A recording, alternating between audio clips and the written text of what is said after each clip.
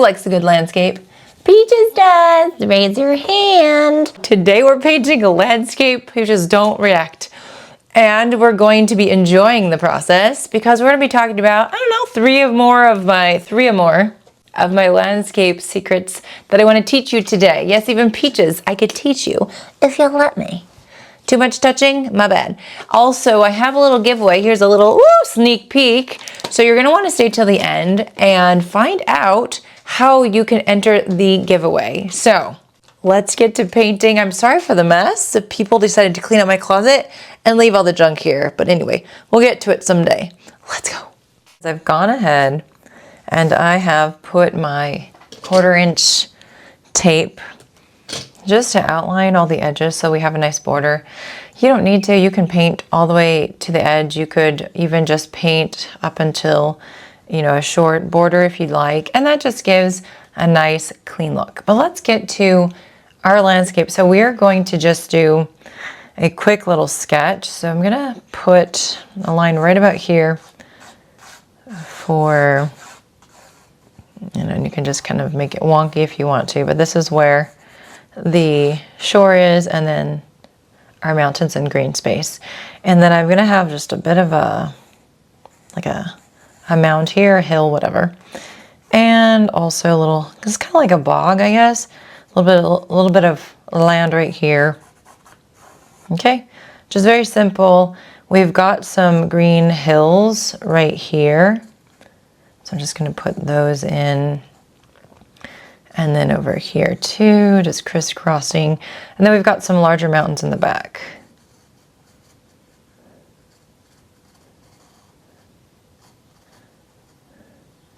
And then over here too. Okay, see there's a lot of lines. If you have to pause at any point, go for it. Just to start putting those in. We're gonna start putting those marks down. We're gonna make it fairly simple. I'm going to take my flat brush and just going to grab some water. And I'm going to start by, I'll put my sky in later. I'm going to put in these mountains first. I'm going to grab green. So I've got different greens on my palette. Just going to poke in there and grab various ones. This is a very yellow green, which is nice. I kind of like to put that on the first part right here. So I'm just using that flat brush here. I'm just kind of going around and kind of quick little motions to start filling in those greens. And as I'm just kind of going in and grabbing some paint. We're just going to just put these things in. Just put these things in. There we go. So I'm going pretty quickly. I think one of my favorite landscape tips is to get interesting brushes. So, you know, a lot of you probably have a round brush and maybe you're using that today, which is completely fine. This is a 3/4 inch flat wash brush. You could use a filbert. You could use really anything. I'm grabbing some brown now. So, but as I'm painting, I'm just being kind of quick, intuitive about it. All right. So if you're trying to match some of my colors here, just don't. Just don't. I want you to experiment with putting in different colors, making marks. You can even just dab your brush to create some texture and just seeing what happens. This is an experiment to paint for joy and not paint for perfectness. But I know people like to follow a tutorial. It makes sense. I've done that myself when I was learning. And at the same time, being able to be brave and just try some things as well. So I'm just dipping in, adding in different shades of green to create that hilly part right over here. And anyway, using different types of brushes create organic shapes, create more interest as well.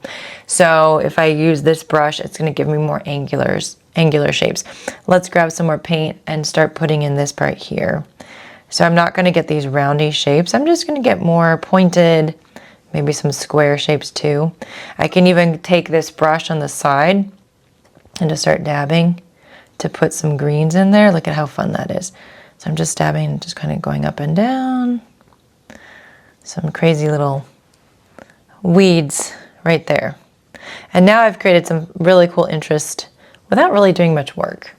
So that's one of my main tips. If you've ever used a filbert brush, that is also a great one to use. So I'm just putting in some more greens, kind of dabbing. I don't want it to look really perfect. I'm also just going very quickly and then kind of leaving it unfinished as well. Let's do that same thing we've done before. So if you have a thin brush, maybe you don't have this brush. Maybe you have a fine liner or a rigger brush. Use that to do flick marks. But this is kind of a fun way just to start adding in some marks. So I'm kind of going to left, to the right.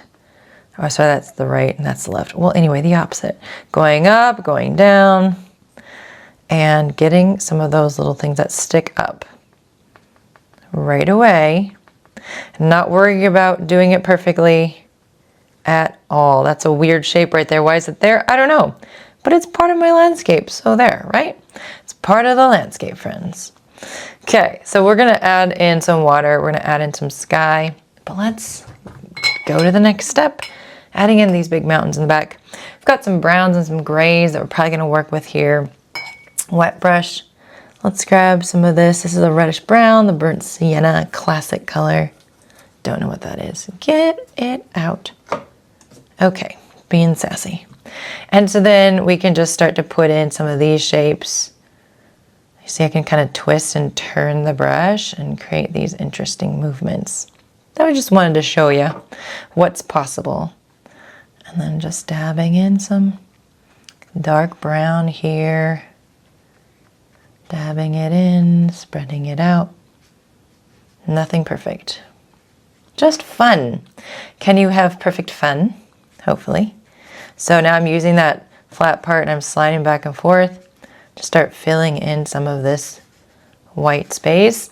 And then my second tip is don't overwork the paper. If you overwork the paper, meaning you start to just try to put these perfect shapes and you keep putting layer after layer after layer, it's going to start to pill, it's going to start to get angry. I'm actually going to put in a nice little clip here so we can hold this flat. And just really try not to put in too much effort. I'm filling up some of these spaces here, but I'm going very fast. That first layer is always scary, I know. Grab a little more water, grab a little bit more brown. Thicker paint, we're gonna go faster if we start going more dark from the get-go than if we like start adding light, medium, dark, and all that. So I'm just highly concentrating right now on this left side. And just kind of adding in a darker area. So now we've got 3 distinct little hills here. But I can put in some dark in other places too. What I like to do is this dabbing motion, and it's giving me some cool texture.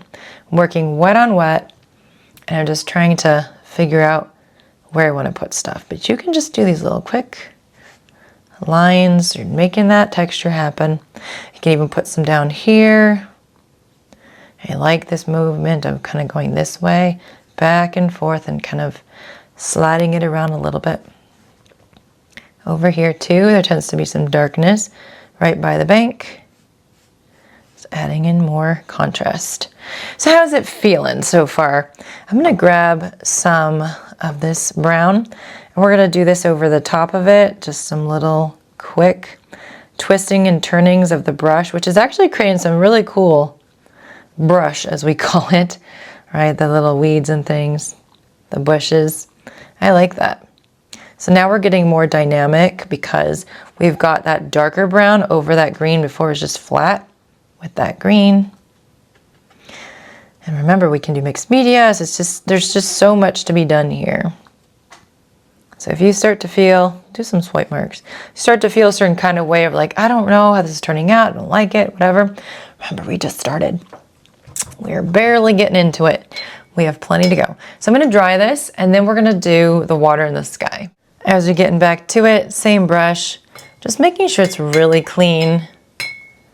And let's do our sky. Let's see, for the water, I'm just going to grab different things that are on my palette already. And I'm just going to go kind of back and forth. My third tip is to leave more white space than you think.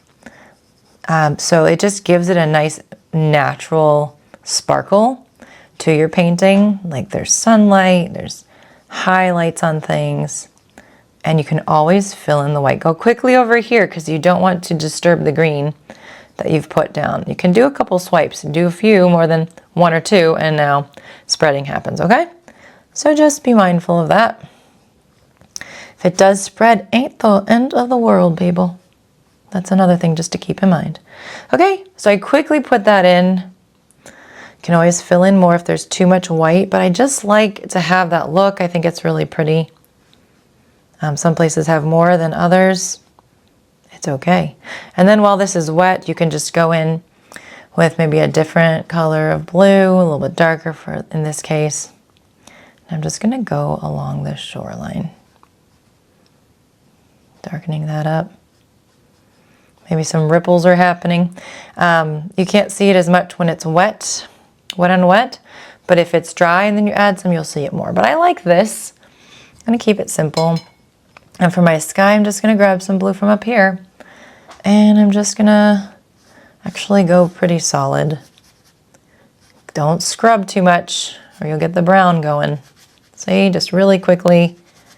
And the other thing is I take water and I add in some dabs here, and it's going to create some really cool texture and blooms, and we'll see what that does. We'll just let it be. So now we've done a pretty good job. Like, we're coming into this space where it's starting to look like something cool. I'm actually going to, before I dry things, I'm going to take my brush and just add in some more greens here and there for the texture here. So dabbing, sliding, whatever you want. I like to see the strokes. I think it looks kind of painterly, as we call it, just very artistic. And if this video is ever too fast, friends, you can always slow it down or pause it. You are able to do that. All right, so let's dry it and we'll do some more details. Now that this is all dry, we can start adding in some of the extra fun stuff. Now, I think for the most part, the darkness is good with the watercolor, but I want to start adding in some, colored pencil or some pastels or both. So I've got my colored pencils here. Colored pencils are great. Color pastels, these are Neo Color number 2 for Caran d'Ache or Caran d'Ache. You don't have to get these fancy ones, but I find they are smooth, creamy, buttery. They last a long time. I just keep sharpening them with a sharpener. But we're gonna add in some extra marks. So I do wanna take this green. It's gonna give more of that chunky layered texture. So if I go over here, you may or may not see it in the camera, but yeah, I can see it. It's pretty dark. I can even kind of go like this and create some quick little strands. And so now not only am I adding in some darkness, I'm adding in some great texture. We can even just put in some texture right here because these mountains look kind of flat. And so I'm just doing these vertical little streaks. And now I'm liking it already even more. I can take maybe some of this beautiful turquoise and just start putting in some accents, maybe even in the water. Just a little bit. You can see that really beautiful texture is coming out for just a little bit of extra in the water. If you don't like any of these marks, you can simply take, and because these are water soluble, you can take a paintbrush. I'll show you. And you can just blend it in. See, isn't that cool? It becomes more of a fun little watercolor texture. Okay, but we're not done. So I've got some brown, and I want to define these mountains a little bit more. So I'm just gonna do some of those marks that I already did. You can even just hold it like this, which it feels very relaxing to do that, and just artistic, like therapeutic to hold it like that. I don't know why, but it just feels like I have a lot less control, and I'm not trying to do a whole bunch of stuff to it. Just like letting it do its thing instead of really trying to control the watercolor, or sorry, the medium. And then I like to add a little bit of pink too. So I'm gonna put in some pink moments here and there. I put in a little pink in here. I just think it's pretty. It trains the eye to look over there, and it just makes it fun, in my opinion. So vertical lines, you can do horizontal lines, you can just do all kinds of things. So this is becoming really fun. I haven't touched the colored pencils yet. I'm gonna grab some of my favorites, my dark kind of olivey green. It is olive green, yay, got it right. And then I'm just going to put in some more distinctive marks here over the top. So you might think, well, we've done so many marks, why are we doing this? Several watercolor and pastel and pencil. Well, it's because I get carried away. I sort of like get really into making some marks, watercolor, then I put in the pastels and the pencils. And it's like, well, at the end of the day, we didn't need all that, but I had fun. Did I have fun? Yes, okay, so it was worth it. Here, I'm gonna darken as well. And it's just becoming kind of a crazy experience. And I like these blooms that are coming out. And then the other thing that I love to do is take a brown or maroon or something. And I just like to darken up like underneath the bank a little bit more. You know, and then it kind of just defines that area. So a few little marks here too. And that's basically it. So this is this is how to do a landscape. Let's do a little bit here, a little mound of dirt. How to do like a mixed media watercolor landscape that hopefully brings you joy, hopefully gives you a sense of well-being and peace and just like therapeutic artistic expression where you feel like you painted and drew with your emotions. When I feel like that at the end of an art experience, I feel really fulfilled, like I've really accomplished something. If I enjoy the painting, the result even better. But if I've had just a relaxing experience, it makes me feel so much joy. So here is our mixed media landscape today. I hope you enjoyed yourself. Okay, Peaches is gone now, but I did want to tell you about the giveaway quickly before she comes back. So Mei Liang paints by Paul Rubens, some of my favorite paints, and also this sketchbook. So they gifted me these items so that I can give them away to you guys. And so 2 lucky people will get one of these things at random. So the link is in my comments and also in the description. So click that link so that you can sign up for the giveaway, a chance to win. And, oh, Peaches. Peaches she just fell off the windowsill. Was that scary? Okay, so tonight is the last chance to enter the giveaway. So please do it tomorrow. On Monday, I'll pick the person at random. You know that I'm on Patreon, friends, so go ahead and check out that amazing space for exclusive content, and I will see you in the next tutorial, friends. Happy painting. Mwah! Happy mental health.